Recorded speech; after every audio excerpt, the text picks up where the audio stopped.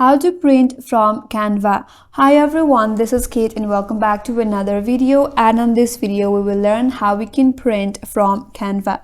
So without further delay, let's get started. First of all, open up Canva and open up your preferred document that you wish to print. For example, I have this resume right here that I wish to print from Canva. But unfortunately, there is no any direct option that will allow you to print from Canva.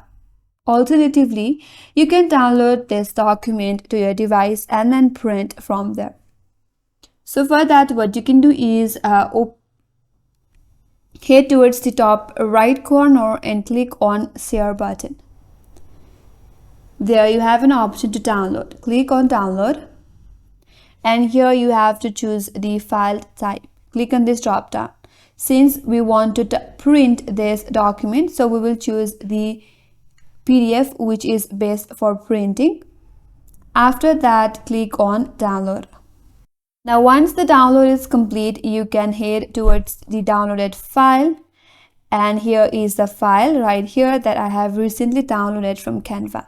And now in order to print this, click on this print icon at the top right, and now you can print your document.